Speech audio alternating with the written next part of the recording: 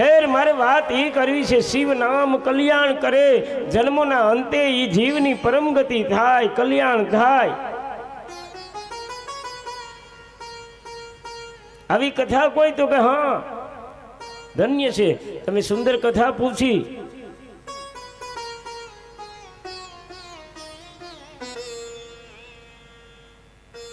એક સોમીની નામની બ્રાહ્મણ કન્યા હતી, એની કથા ત્યાંથી શરૂ થાય છે.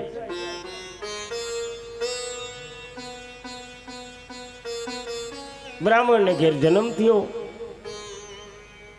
દીકરી યુવાન થઈ, અને દીકરી યુવાન થઈ એટલે અંતે દીકરી તો પારકું ધન છે, એને બીજે પરણાવવી પડે. આ બ્રાહ્મણ પરિવારે દીકરીનો યોગ્ય ઉંમર થઈ એટલે વિવાહ કર્યો, દીકરી સાસરે ગઈ. પણ ભાગ્યના યોગે, દેવ યોગે આ દીકરીનો વિવાહ થયા પછી સંસાર એકદમ થોડો સમય આવેલો, અને એ દરમિયાન આ સોમીની જે બ્રાહ્મણી હતી ને, એના પતિનું કોઈ કારણસર મૃત્યુ થયું. વિધવા બની દીકરી, સોમીની નામની બ્રાહ્મણી.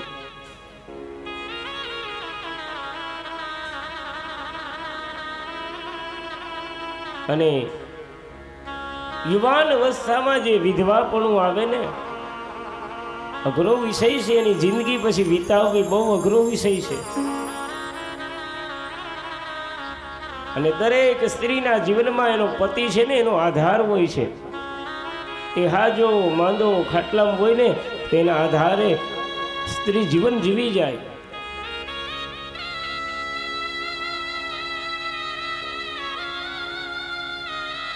અને આ જગતમાં કોઈ અમર રહેતું નથી, 100% વાત સાચી છે. પણ થોડાક દીકરા દીકરીઓ મોટા થઈ ગયા હોય અને પછી પતિનું જો મૃત્યુ થાય તો એ સ્ત્રી એ છોકરાઓની સામે નજર રાખી અને એના આધારે પાછળની જિંદગી જીવી જાય. પણ જ્યારે યુવાન વયે સ્ત્રી વિધવા બને ને, એનું જીવન બહુ કપરું બની જાય, બહુ અઘરું બની જાય.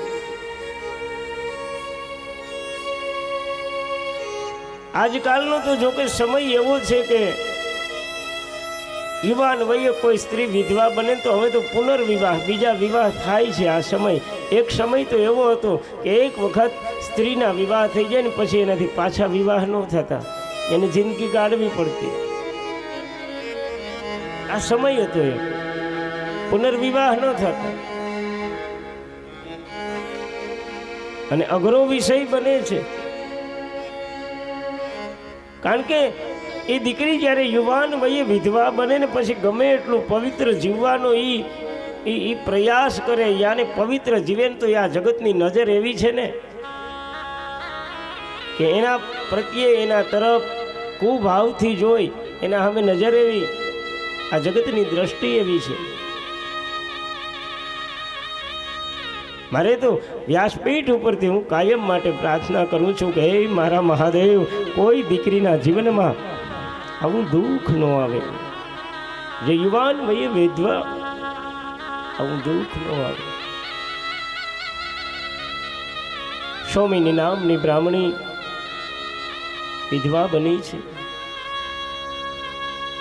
પતિનું મૃત્યુ થયું, સાસરા પક્ષમાં જીવવા લાગી છે, રહે છે, સંયમને પાડીને રહે છે. થોડો સમય તો સંયમમાં જીવી હતી. અને મારે એ પણ કહેવું છે કે યુવાનીનો સમય છે ને, એ સમયમાં કામ પણ કોઈને છોડતો નથી. આ જગતના વિષયો છે, જે કામ છે એ કોઈને છોડતો નથી. અને આ સોમીની નામની બ્રાહ્મણી સમય જતા એ કામને આધીન બની ગઈ અને પર પુરુષ સાથે રમવા લાગી, વ્યભિચારિણી બની ગઈ. આ ખબર જ્યારે પરિવારને પડ્યા તઈએ પરિવારને બધાને એમ થયું કે આપણી વવારું વ્યભિચારના માર્ગે ગયા છે, કુમાર્ગે ગયા છે. આ તો આપણા આખા પરિવારને કલંક લગાડશે. પરિવારના માણસો આ સોમીની એના માવતરને ત્યાં હોપવામાં આવી અને એના માવતરને કહે છે કે આ તમારી દીકરી અમારા પરિવારને કલંક લગાવે એવું કાર્ય કરે છે, માટે એને અમે અહીં મૂકી જઈએ. અને બહુ સાચી વાત છે આપણી એક કહેવત પ્રમાણે કે ભાંગું ભણું કહારે જાય. એમ દીકરી દુખી થાય તો જાય ક્યાં? મા બાપને ઘેર, બીજી જાય ક્યાં? પરિવારના માણસો આ સોમીની નામની બ્રાહ્મણીને પરિવારમાં મૂકી ગયા છે, એના કુટુંબ માવતરમાં. ભાઈઓએ પરિવારના માણસોએ સોમીનીને સમજાવી કે બેન, તારા જીવનમાં જે દુઃખ આવ્યું એ તો છે જ. તું યુવાન વયે વિધવા બની છે, તારા પતિનું મૃત્યુ થયું અને આ તારા પૂર્વ જન્મની કોક કર્મ છે, કમાઈ છે, એને કારણે તારા જીવનમાં દુઃખ આવ્યું છે. ને બહુ ધ્યાન રાખજો, આપણા જીવનમાં કાંઈ દુઃખ આવે ને તો આગલા જન્મની કાંઈક કમાણી જ હોય. આ જગતમાં ભગવાન કોઈને સુખી કે દુઃખી કરતો નથી. જે કંઈ ભોગવીએ આપણે આપણા કર્મ ભોગવીએ છીએ. હારા કે નરસા કર્મોનું ફળ હોય છે. પરિવારના માણસોએ કીધું કે બેન, આ તારા કર્મનું ફળને કારણે તારા જીવનમાં દુઃખ આવ્યું છે, તું યુવાન વયે વિધવા બની. પરિવારના માણસોએ કીધું કે બેન, જે થયું થયું, પણ તારા જીવનમાં હવે સંયમ રાખવો તારે જરૂરી છે. કારણ કે તું જ્યાં કુમાર્ગે જાને તો બે પરિવારને બટો લાગે, બે પરિવારને કલંક લાગે. હાહરાનું કુડે લાજે, માવતરનું કુડે લાજે.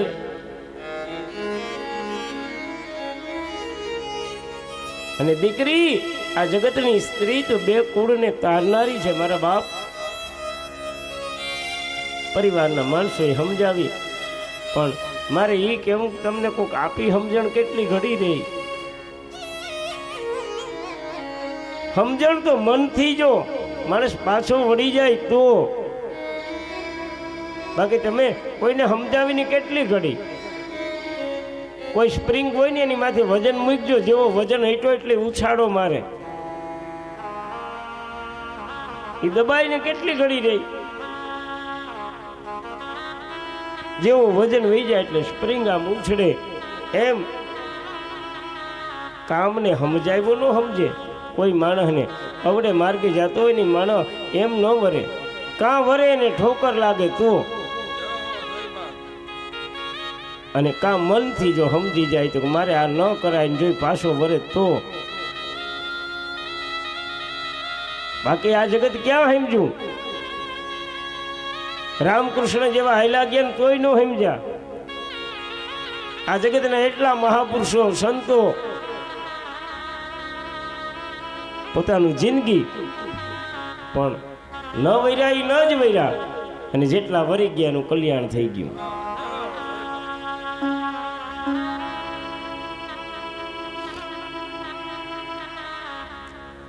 આ સ્ત્રી સોમિનીને પરિવારે સમજાવ્યું, પણ થોડો સમય સંશયમાં રહી, સંયમમાં રહી, અને વળી પાછું હતું ને ઈ અને મારા બાપ કામ એવી વસ્તુ છે કોઈને ન છોડે, વિષયો ક્યારેય છોડતા નથી. અને વળી પાછી વ્યભિચારના માર્ગે ગઈ એટલે સગા ભાઈઓ માવતર આ બધા કંટાળ્યા કે આ દીકરી આપણને બટો લગાડે.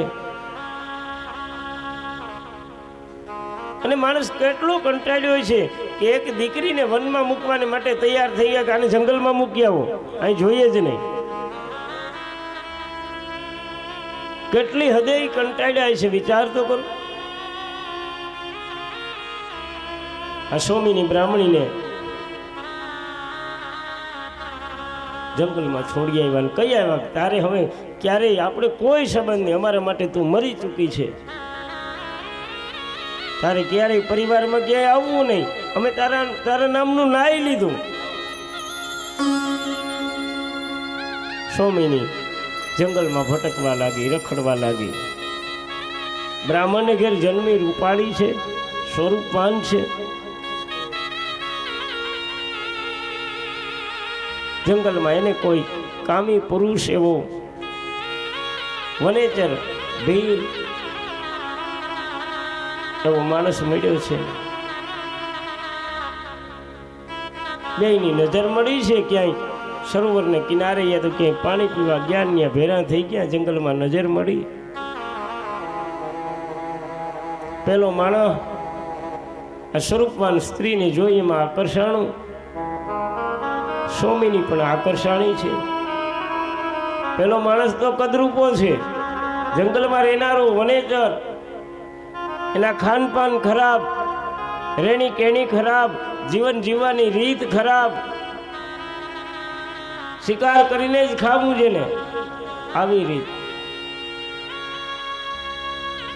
પણ આ વાસના એવી છે, કામ વાસના એવી છે કે જેને કામ વાસના વ્યાપી જાય ને એને રૂપ, કુરૂપ, ઉંમર કાંઈ ન નડે. કોણ સામે છે, કઈ જાત છે, એના કેવા, આ બધું એને કાંઈ નડે નહીં, એમાં આસક્ત બની જાય.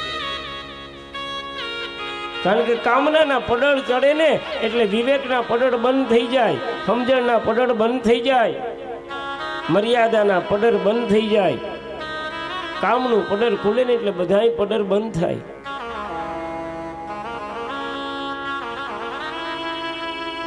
અને એને કોઈ જીતી ન હવે જગતમાં. બ્રહ્મા જેવા બ્રહ્મા નથી જીતી હીગા. બ્રહ્માજી સંધ્યા નામની દીકરીમાં આકર્ષિત થઈ ગયા છે. આ કામ કોઈને છોડે નહીં. કામથી બચવા માટે એક જ માણસ સત્સંગનો આશ્રય લે. અને જેણે ભગવાન શિવજીએ જેને બાળ્યો છે એ મહાદેવનો આશ્રય લે, કામને જીતી જાય. મતલબ આ જગતમાં કામને બાળી નાખો, કામના હોવી ન જોઈએ એવું કહેતો નથી, પણ કામ એ વિવેકમય કામ હોય ને તો સારું લાગે જગતમાં. કામમાં જ્યારે વિવેક છૂટી જાય, વાસના, અને હું તો એમ કહું કે આ જગતમાં કામ ન હોય તો સંસાર હાલે કેમ? કામના વગર સંસાર ન હાલે. પણ દુઃખની બાબત જ્યારે મર્યાદા ચૂકી જાય, પગલું ચૂકી જાય ને ત્યાં દુઃખ છે. બાકી મર્યાદામાં રહેલો કામ જરૂરી છે જગતમાં, આ સંસારની અંદર.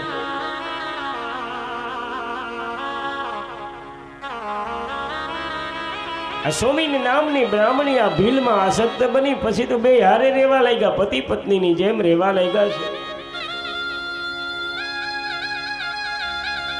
પણ વાત એવી છે કે જેવા હારે રહે ને એવા માણસ થઈ જાય. એની બધી હાન આવી જાય, એની રીત ભાત આવી જાય, આ બધું આવી જાય. સોમીની આ ભીલ વનેચર કામી પુરુષની હારે રહેવા લાગી, જેના ખાનપાન ખરાબ છે, ન ખાવાનું ખાય છે, શરાબ પીવે છે. સોમીની પણ ભેરી શરાબ પીવા લાગી, ખાનપાન જેના ખરાબ થઈ ગયા.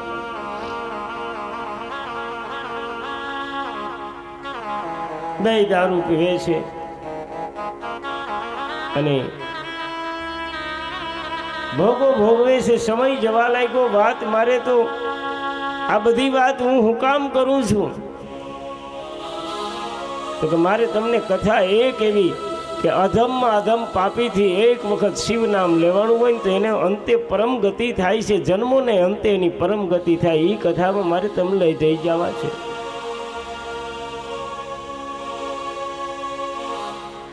શિવ નામના ભરોસાને મજબૂત બનાવવો છે.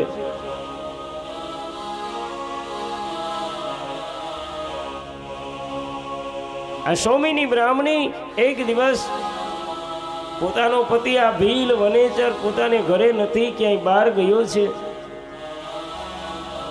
અને એની ગેરહાજરીમાં સોમીની નામની બ્રાહ્મણીએ બહુ શરાબ પીધો છે, અતિશય શરાબ પીધો. પૂરો દિવસ શરાબ પીધો, સાંજ પડી, એને બહુ ભૂખ લાગી. રાત્રિનો સમય થઈ ગયો, કડકડતી ભૂખ લાગી, કઈ રસોઈ બનાવી નથી. આજે ભીલ હાજર નથી. અને રાતના સમયે એને એટલી ભૂખ લાગી કે એને ખાવાની ઈચ્છા થઈને, અને ખાવાની ઈચ્છા પણ કેવી થઈ તો કે એને માંસ ખાવાની ઈચ્છા થઈ, આમિષનો આહાર કરવાની ઈચ્છા થઈ, ન ખાવાનું ખાવાની ઈચ્છા થઈ. એટલો બધી શરાબ પીધો ને કે જેથી કરીને એને ન ખાવાનું ખાવાની ઈચ્છા થઈ. એ રોજ ખાય તો છે જ, એના અમે ના નહીં શિકાર કરી આવે ને ખાય છે. પણ આજ ભીલ હાજર નહોતો, ઘરમાં કઈ શિકાર નહોતો, અને ઘરમાં કઈ શિકાર હતું નહીં, માંસ હતું નહીં, એટલે માંસ ખાવાની ઈચ્છા એને થઈ. વિચાર કર્યો કે હું અત્યારે રાત્રે માંસ લાવું ક્યાંથી? અને તરત મનની અંદર એક વિચાર આવ્યો કે મારા ઘરની પછવાડે એક વાડો છે, એમાં ઘણા પશુ બાંધ્યા છે, એક નાનું પશુ લઈ આવું, એને હલાલ કરી એનું માંસ રાંધી અને હું ખાઈ લઉં, આવો વિચાર સ્વામીનીએ કર્યો. પણ શરાબ બહુ પીધો છે, લથડિયા ખાતી ખાતી હાલી જાય છે, હાથમાં એક તીક્ષ્ણ હથિયાર લીધું અને મેઘલી રાત, ઝરમર ઝરમર વરસાદ વરસે,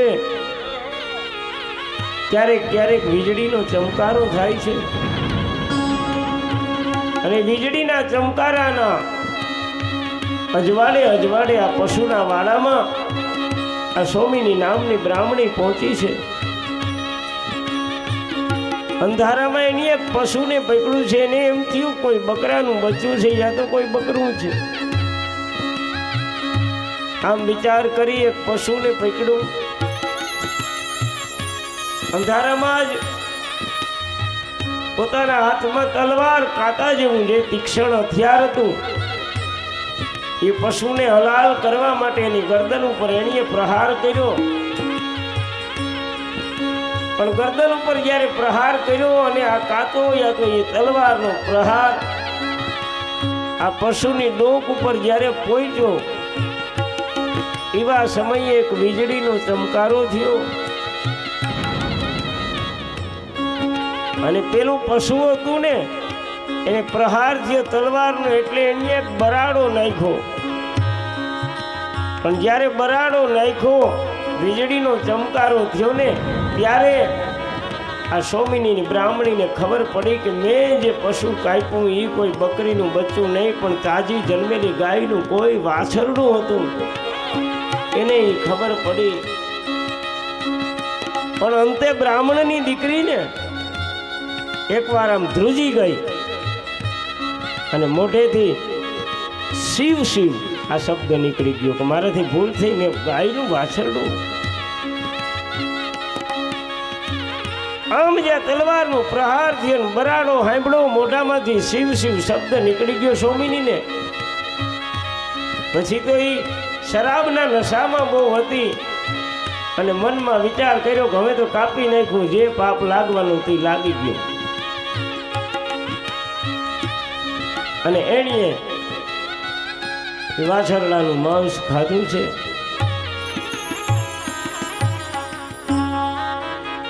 સમય જવા લાગ્યો છે.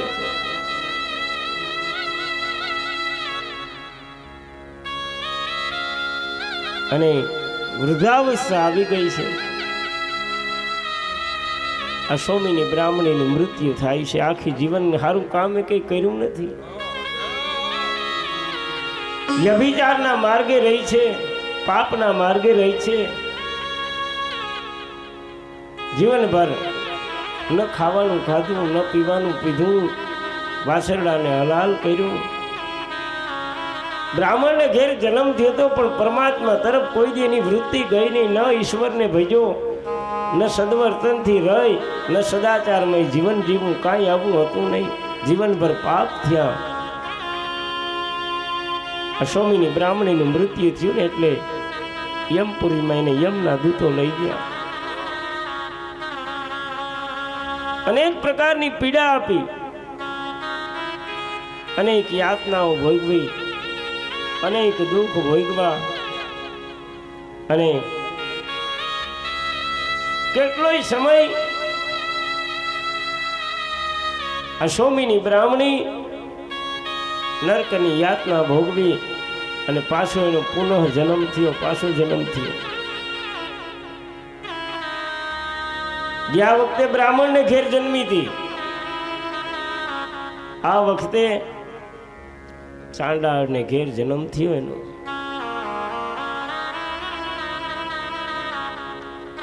એટલે તો હું કહું, કાયમ માટે કહું છું કે આ મનુષ્ય દેહ એવો છે ને, મનુષ્ય ધારે તો આગલા ઘરની તૈયારી કરી શકે, પાછો પુનઃ સારી જગ્યાએ જન્મ થાય, સારા કુળમાં થાય, ઊંચ કુળમાં થાય, એ તૈયારી કર્મથી કરી શકાય છે. કારણ કે કર્મને આધીન જીવન મળે છે, એટલા માટે થઈ. કમસે કમ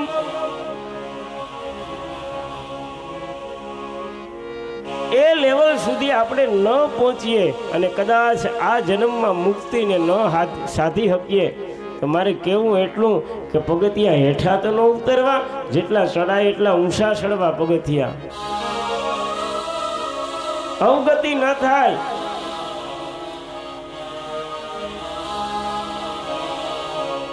પાછો જન્મ હારા કુળમાં મળે. આ વખતે અહીંયા છે ને એટલું ભજન મળે છે, એટલું પરમાત્માનું ભજન થાય, એટલી કથા મળે છે. અને હું કાયમ માટે કહું, ઈશ્વરનું ભજન કર્યું હોય ને ક્યાંય વ્યર્થ જાતું નથી. નિશાળમાં એકવાર નામ લખાવી લીધું ને પેલું ધોરણ તમે પાસ કરી લીધું, પછી પાછું પેલામાં ન આવવું પડે. એમ આધ્યાત્મ જીવનમાં આપણે જેટલા પગથિયા ચડી જાય ને, પાછો જન્મ એવી જગ્યાએ થાય કે ત્યાં લેવલ એનું ત્યાંથી હોય. પગથિયા હેઠા ન ઉતરવા પડે આ જીવને. પણ સ્વામીની બ્રાહ્મણી તો પગથિયા હેઠી ઉતરી ગઈ. બ્રાહ્મણને ઘેર જન્મ થયો, અનીતિનો માર્ગ લીધો, અન્યાયનો માર્ગ લીધો, પાપનો માર્ગ લીધો. આ પગથિયા હેઠી ઉતરી, ચાંડાળને ત્યાં જન્મ થયો. અને ચાંડાળને ત્યાં જન્મ તો થયો, પણ આગલા જન્મના પોતાના કર્મના ફળ સ્વરૂપે જન્મીને આખા શરીરે કાળો કોટ. અને એનાથી આગળ કહું તો જન્મતાની હારે આંધળી હતી, આંખો નહોતી. આપણા જીવનમાં અને આપણા શરીરમાં અમુક ખોટ ને ખામી હોય ને, તો આગલા જન્મના કર્મનું ફળ હોય. નહીં તો પરમાત્મા આ શરીર એની કૃપાથી પ્રાપ્ત થાય છે, એની કૃપાથી મળે. એની કૃપા વિના મળતું નથી. સ્વામીની બ્રાહ્મણી જન્મની હારે આંધળી જન્મી, જન્મતા શરીરે કાળો કોટ. અને આગલા જન્મના આ પાપને કારણે એનાથી આગળ કહું તો 9-10 વર્ષની ઉંમર થઈને મા બાપ મરી ગયા.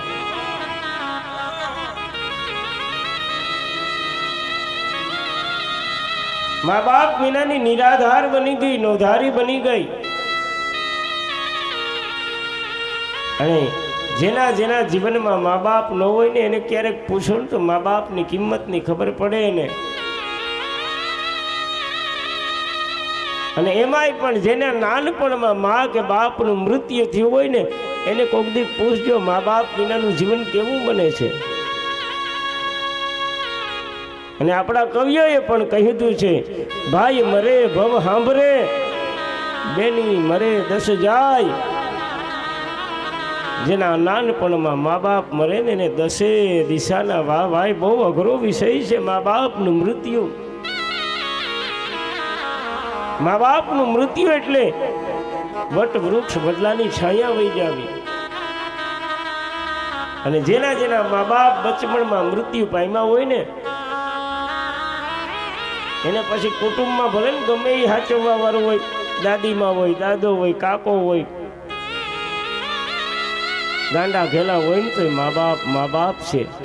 એ જે પ્રેમ પોતાના સંતાનને આપે ને જગતમાં કોઈ ન આપી શકે. મા બાપ જેવી ઊંઘ આ જગતમાં કોણ આપી શકે? નવું છે થાય. પણ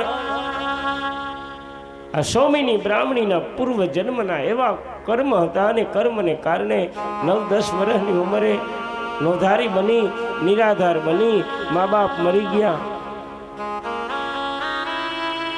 પછી તો એનો કોણ આધાર?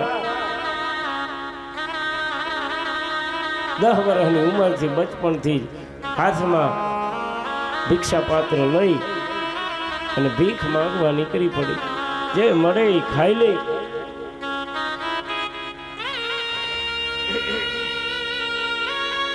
સમય જવા લાગ્યો.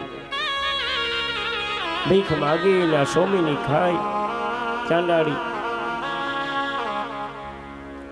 આમનામ સમય વયો ગયો.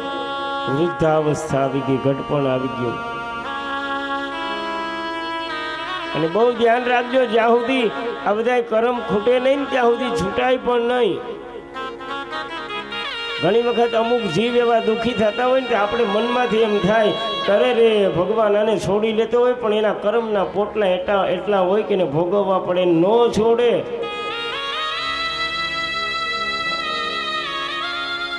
જ્યાં સુધી કર્મના આ બંધનો છૂટે નહીં, ત્યાં સુધી આ જીવની મુક્તિ ન થાય. અનેક પ્રકારની પીડા ભોગવે, અનેક પ્રકારે એ દુઃખી થાય. શુદ્ધ પુરાણી શૌનક આદિ ઋષિઓને કહે છે, ઋષિઓ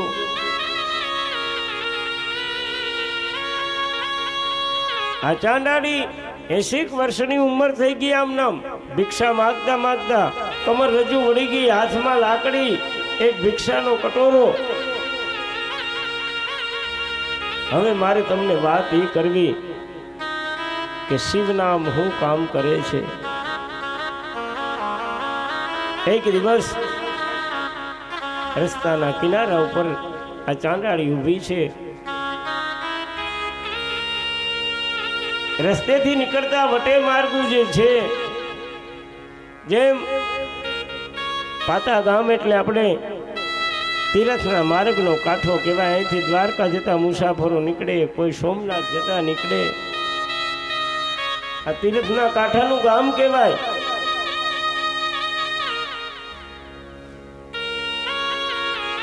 આ સ્વામીની આ તીર્થનો કાંઠો એટલે મહાબલેશ્વર જવાનો રસ્તો હતો.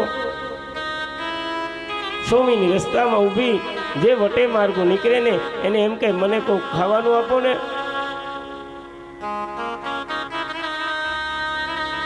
પણ વાત એવી હતી, આજ કોઈ સ્વામીને ખાવાનું ન આપ્યું, ન આપવાનું કારણ એ હતું કે રસ્તો મહાબલેશ્વર જવાનો હતો. અને તે દિવસે શિવરાત્રિનો દિવસ એટલે જે યાત્રાળુ મહાબલેશ્વર જતા તેને બધાને શિવરાત્રિનું વ્રત હતું, જેને કારણે એની પાસે હું હોય ત્યાં ખાવાનું આપે, બધાને ઉપવાસ. ચાંડાળીને કોઈ કંઈ આપ્યું નહીં. બપોર સુધી રોડ ઉપર ઊભી રહી, રસ્તા ઉપર ઊભી રહી. એમાં કોક એવા મહાદેવના ભગત નીકળતા હોય ને, એમાં કોક ભગતે એમ કીધું કે અહીંયા હું ઊભી, મહાબળેશ્વર આજ મેળો ભરાનો, ન્યા પૂગી જા ને. અહીં કેળાને કાંઠે ઊભી છે. ચાંડાળીને એમ થયું હું પણ જાઉં, મહાબળેશ્વર નજીક, બહુ દૂર નહીં. ચાંડાળીએ ધીરા ધીરા ધીરા ધીરા ડગલા મહાબલેશ્વર તરફ માંડ્યા. અને મહાબલેશ્વર તરફ ડગલા માંડવાનું કારણ એક જ હતું, આગલા જન્મમાં શિવ નામ લીધું હતું ને એટલે આજ મંદિર તરફ ડગલા. મારા બાપ તમારા કંઈક પૂર્વ જન્મની કમાઈ હોય ને તો તમે શિવાલય આવો, બાકી અહીં અવાય નહીં. કમાઈ વાળા જીવ હોય ને મહાદેવના મંદિરે આવે. મેં મારી નજર સામે, અમે તો સાધુ ને મંદિરે જ રહેતા હોય છે, મારી નજર સામે કેટલાય જીવને અમે જોતા હોય. એ ઘણી વખત એને ત્યાં કંઈ પ્રસંગ આવે ને તો અમને આમંત્રણ દેવા આવે કે બાપુને જમવાનું કહી આવીએ. હું મંદિરે જ ઘણો બેઠો હોય પણ મને કહીને વહી જાય કે બાપુ જમવા આવવાનું છે, ત્યાં મહાદેવના મંદિરે દર્શન ન કરે, કારણ એના પ્રારબ્ધમાં નથી લખ્યું. હું જોતો હોય અમારે રસ્તાનો કિનારો છે, આમ નીકળાય અમારે ચોરસ નેસમાંથી ગામમાં જવાય ને ગામમાંથી ચોરસ નેસમાં જવાય, ત્યાંથી જ નીકળાય, મંદિરની આગળથી નીકળે પણ એ મહાદેવને મઢું મસ્તક ન નમાવી શકે એ જીવ, કારણ એને આગલા જન્મની કમાઈ નથી. આગલા જન્મની કમાઈ વર્યો હોય ને એ જીવ શિવ મંદિરના પગથિયા ચડે. અભાગ્યો જીવ મહાદેવના મંદિરમાં ન પૂગે, આ ગાડી રાખી ફોર્ચ્યુનર માંથી ઉતરે, સિદ્ધેશ્વરના મંદિરમાં તો ભાગશાળીથી જવાય, નહીતર સીધો દરિયે જાય. ફરી સિદ્ધેશ્વર મહાદેવના મંદિરે જે બેન્ચો હોય ને અડધી કલાક બેહીને વયો જાય, પણ મહાદેવનું એને દર્શન ન થાય. તો દર્શન ન થાય એનું કારણ છે કે એના આગલા જન્મના એવા કોઈ કર્મ નથી જેથી કરીને શિવ દર્શન કરે. શિવ દર્શન તો પરમ ભાગશાળી કરે. આગલા જન્મમાં કાંઈક પરમાત્માનું ભજન કર્યું હોય ને ઈ જીવ શિવ સામે જાય.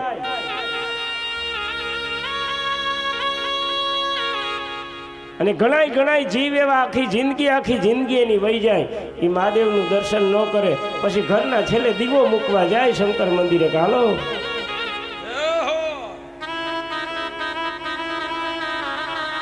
એવા દીવાનો મારો મહાદેવ સ્વીકાર કરે?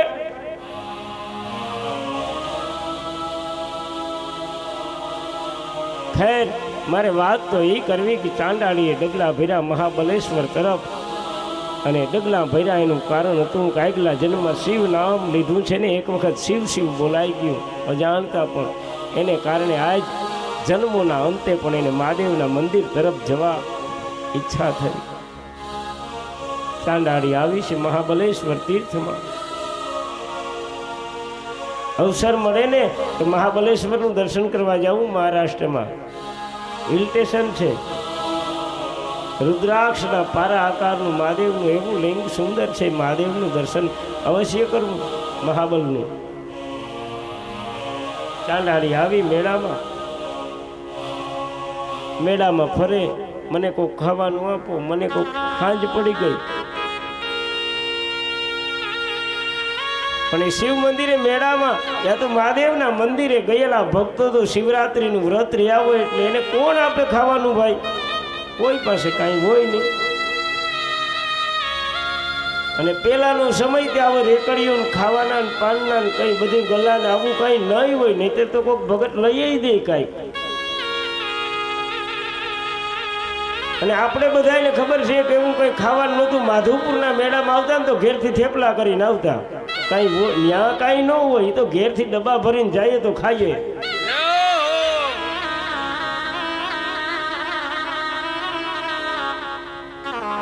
અટાની પ્રજાને આપણે એમ કહીએ ને કે પેલા અમે મેળો કરવા જતા થેપલાના ડબ્બા, એ માને નહીં કે એવું કંઈ હોય. એને શું ખબર હોય કે આ બધી સુવિધા અમે આવી, કાંઈ નહોતું પેલા.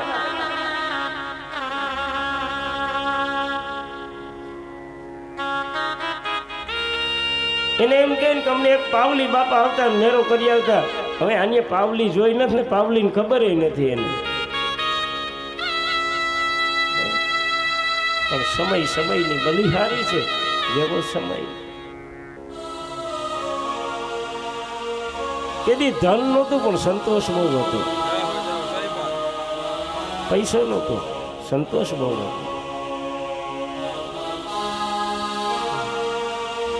અને પૂરો મેળાને માણતા, બે દી ત્યાં રોકાતા. આજ પૈસો ઘણો છે પણ રોકાય ન હોગે. એ 2 કલાકમાં તો 5000 વાપરીને ઘેર પાછો.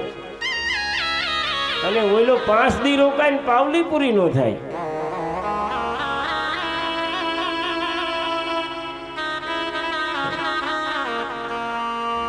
ખેર વાત એ કરવી છે કે આ ચાંડાળીને કોઈએ જમવાનું આપ્યું નહીં, કારણ કે બધાને શિવરાત્રીનું વ્રત કોની પાસે જમવાનું હોય તે આપે.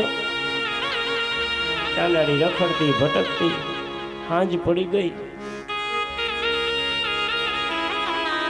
પણ ભૂખા તો ક્યાંય સુખ મળે નહીં, શાંતિ મળે નહીં, ટળવડે. રાતના 12 વાગ્યા જેવો સમય થયો. ભગવાન મહાબલેશ્વરની શિવરાત્રિની મહાઆરતીનો સમય થયો. ચાંડાળી ધીરે ધીરે કરતી આંધળી ચાંડાળી હાથમાં લાકડી, એક હાથમાં ભિક્ષાપાત્ર વાટકો, મંદિરમાં અંદર પહોંચી ગઈ. પરિસરમાં જ્યાં નંદી હોય ત્યાં પહોંચી ગઈ. આંધળી છે, કઈ દેખતી નથી, પણ મારા વાલા ઈ આંધળી છે, મારો મહાદેવ થોડો. એક આંધળો રોજ પ્રભુના દર્શન કરવા જાય ને એટલે કોઈકે કીધું કે તું હું દર્શન કરવા આવે, તું કઈ દેખે? એની સુંદર જવાબ આપ્યો કે હું કઈ નથી દેખતો, પણ મારો વાલો તો દેખે ને બધું. ભલે મને ન દેખાય, મારો પ્રભુ તો દેખે છે. એક ફકીર છે ને, પરમાત્માની બંદગી કરતો, અને પરમાત્માની એટલી બંદગી એણીએ કરી, આજીવન એક જગ્યા ઉપર એણીએ નમાજ એવી પટી બંદગી કરી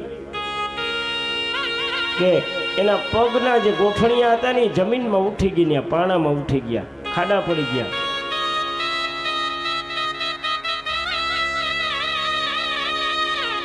આમ ખાડા પડી ગયા. એક દિવસ આકાશવાણી થઈ કે ફકીર, તારી બંદગી પરમાત્મા કબૂલ નથી કરતા.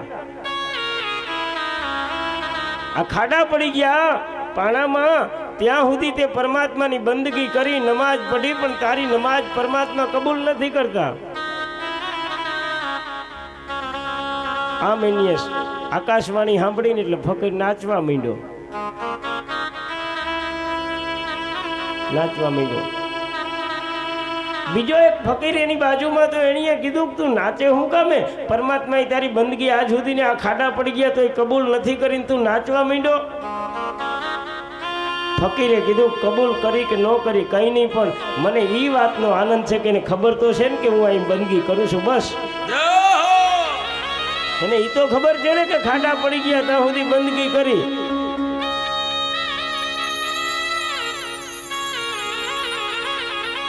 આંધળી ચાંડાળી મહાદેવના મંદિરમાં પહોંચી ગઈ છે. મંદિરમાં કોઈ ખાવાનું આપો ને. શિવ નામ તો એની પૂર્વ જન્મમાં એકવાર શિવ શિવ થઈ ગયું, બાકી લીધું જ નથી.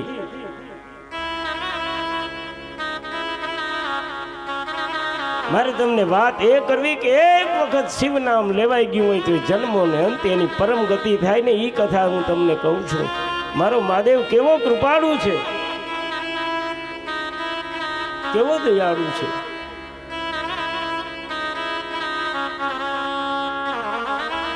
આંધળી ચાંડાળી મંદિરમાં, એમાં મહાદેવના મંદિરમાં દર્શન કરવા આવેલા ભક્તના હાથમાં, કોકના હાથમાં બીલીપાન ને ફૂલ ને માંજર હતા. એણીએ ચાંડાળીને વાટકામ નાખી દીધા. કલે ખા. કોઈ ને ખીજના ઝારા મહાદેવના અમુક ભગતે વાટકામ નાખી દીધા. અલે ખા. ચાંડાળી આમ હાથ ફેરવો, પણ આ કોઈ ખાવાની વસ્તુ તો હતી નહીં.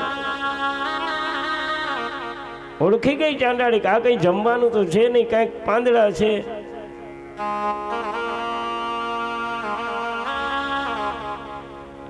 અને મારો મહાદેવ જ્યારે આ જીવનું કલ્યાણ કરવાનું એ ઈચ્છા કરે કે હવે આનું કલ્યાણ કરી દેવું ને, એટલે અનાયાસે એના જીવનમાં બધી વ્યવસ્થા પરમાત્મા ગોઠવતો હોય છે. શિવની કૃપા થવાની હોય ને એટલે તમારા જીવનમાં બધું હરખું પડવા માંડે.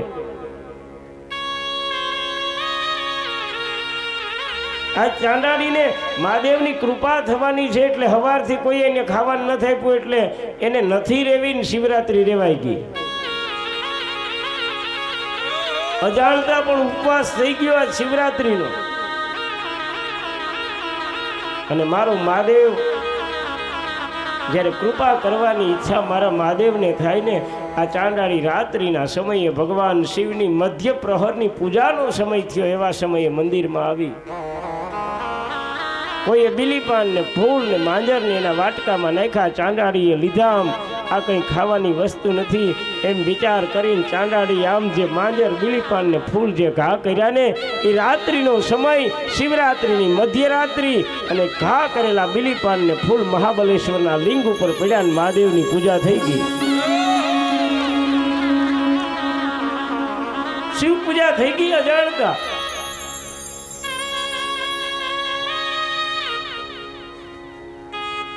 અને પૂજા થવાનું કારણ એક હતું, પૂર્વ જન્મમાં શિવ શિવ શબ્દ બોલાણો હતું.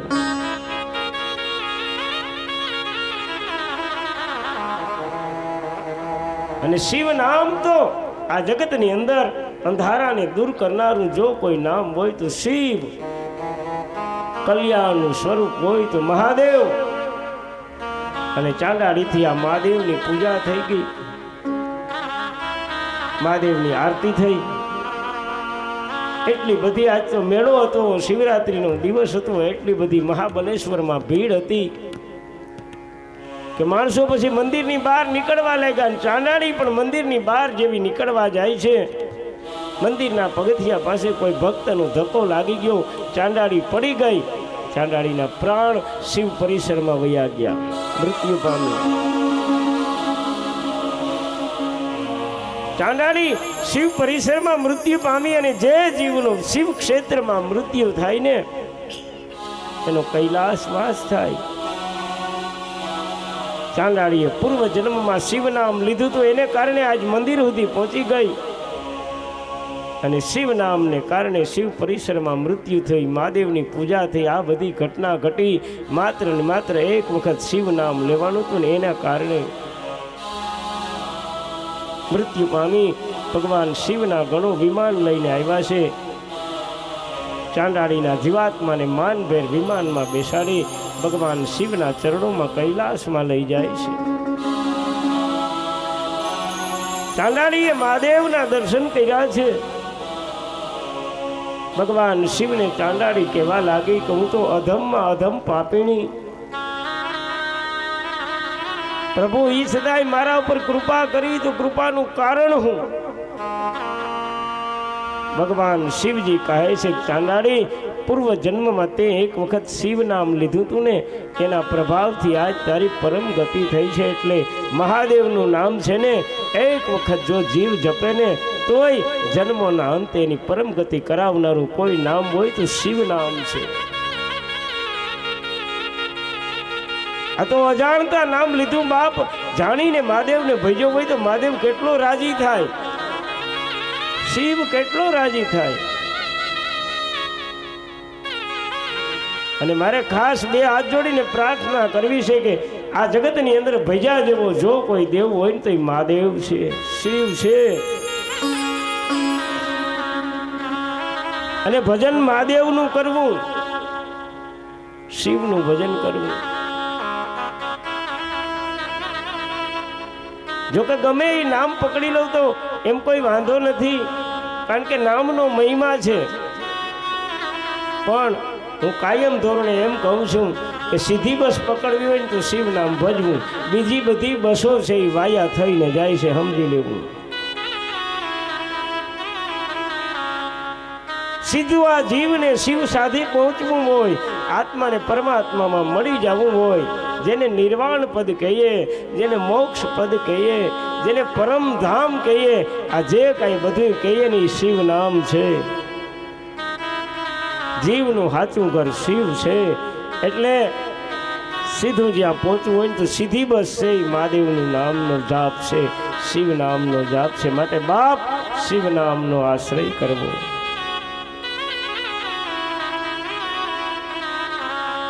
અને શિવ બોલો ને એ જ સમયે સમજવું તમારા માટે મુક્તિના દરવાજા ઉઘડી ગયા. શિવ નામ બોલો ને એ જ સમયે અજ્ઞાન રૂપી અંધારું વયું ગયું, જ્ઞાન રૂપી પ્રકાશ થવા લાગે. આ શિવ નામ છે. એટલે તો કહ્યું છે